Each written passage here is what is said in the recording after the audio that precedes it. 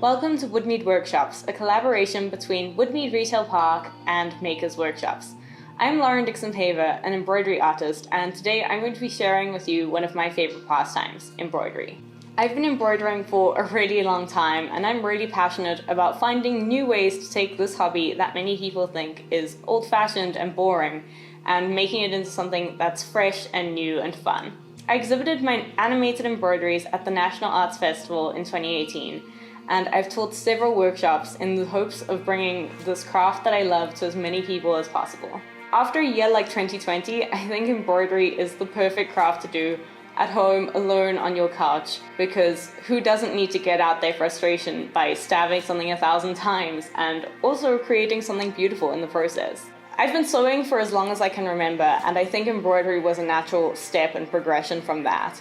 I've spent a lot of time creating animated embroideries and craft tutorials, and this is something that's really close to my heart, and I'm so excited to have the opportunity to share it with you. I think what's amazing about embroidery is that it allows you to slow down and get in touch with something that we've always known how to do, and I really love teaching this craft that I'm so passionate about myself, because there's nothing more important, especially in times like these, than to share what we love. In your Woodmead Workshop embroidery box, you will find one plastic embroidery hoop, a selection of various colors of embroidery thread, a pair of snippers, a small pencil, an unpicker, needles, a needle threader, and your tote bag, which you'll be stitching on, which is perfect for taking shopping at Woodmead Retail Park. To prepare the design that you're going to be embroidering, choose an image that you'd like to immortalize on your bag. You can choose something that you've thought up yourself or something you've seen online, and you can even print a picture and trace it. I prepared this design before starting, and I'm tracing it onto my bag to make sure that it looks just as I'd planned it in my mind. To trace it on, you can print it onto your bag, or you can simply even trace from your phone or just freehand onto your bag with your pencil. Once you've traced your design onto your bag, it's time to start stitching. Start by opening up your embroidery thread and choosing which color you'd like to start with. Take off a piece of thread that's about the length from your fingertips to the end of your elbow, and snip that off using your snippers. Each embroidery thread is made up of smaller strands, so you can divide those strands up to get a thinner, different look. I like to work with 2 or 3 strands on most of my work. Next, it's time to thread your needle. To do this, put the wire of your needle threader through the eye of your needle. Next, thread your thread through that loop of wire. Pull the wire back through the eye of the needle, and your needle is threaded. Once your needle is on your thread, go to the other side of your thread and tie a knot in the end. You can cut off any extra thread after your knot to leave a short tail. To start your embroidery, you're going to loosen the bolt at the top of the hoop and remove the inner white hoop from the outer hoop. Put the white hoop inside of your bag, making sure that you're only sandwiching one piece of fabric and not both. Next, put the outer hoop around that inner hoop and tighten the bolt at the top. Now you're ready to start stitching. Start by pushing your needle through on the back side of your embroidery. This will ensure that your knot is hidden and secured on the side you won't see. Pull your thread through the fabric and push your needle back into the fabric a little way away. The length of each stitch is up to you, but it helps to be consistent once you've made your choice.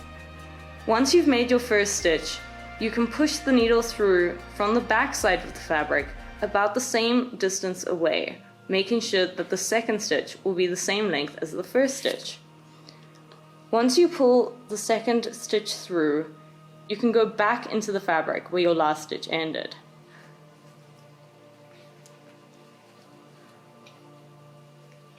This is the start of great line work and helps for outlines, text, and anything else that requires lines.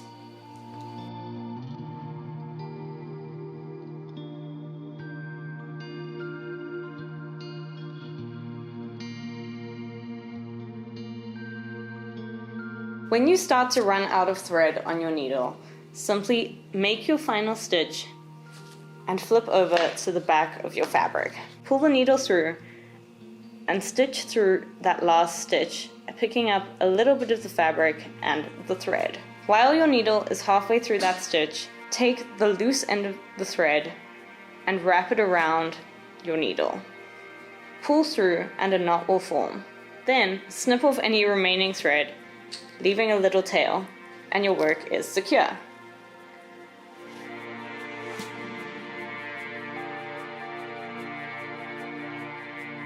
Although I mostly use backstitch for a lot of my work, I'm going to show you a few extra stitches to make your work special.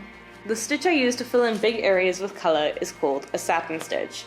To do this, simply start just as you did your backstitch, except instead of doing small lines, go straight back in to the other side of your outline. I use backstitch for the basic outlines for this process, but use a satin stitch to fill in big areas of color. To get the satin stitch looking perfect and to get this smooth look, simply come out on one side of your outline and go back in straight to the other side. Keep doing this over and over again to fill the entire area.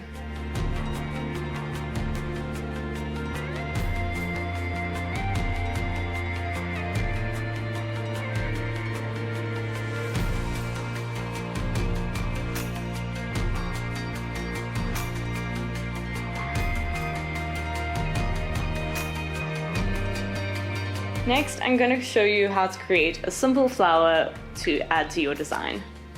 Start by pulling your knot through just like you did with your other stitches.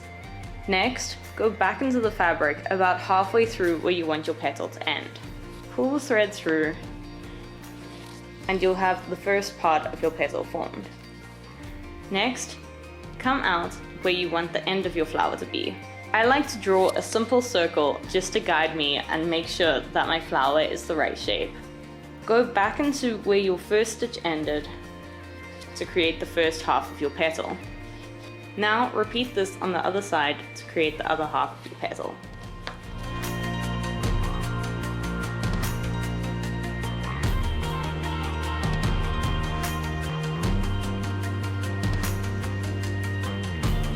Finally, the French knot is one of my favorite ways to create a nice round knot that really makes an impact for all sorts of things. To do this, simply start your stitch as per usual, then go back in just a little way away, almost at the same place. Before pulling your thread all the way through, come back through that same point and wrap the thread around your needle. Do this about 2 or 3 times, then pull it through. As you pull the thread through, a knot will form. Finally, go back in at that same point and your French knot is complete. Thank you so much for joining us today, and we'll see you next time. Bye!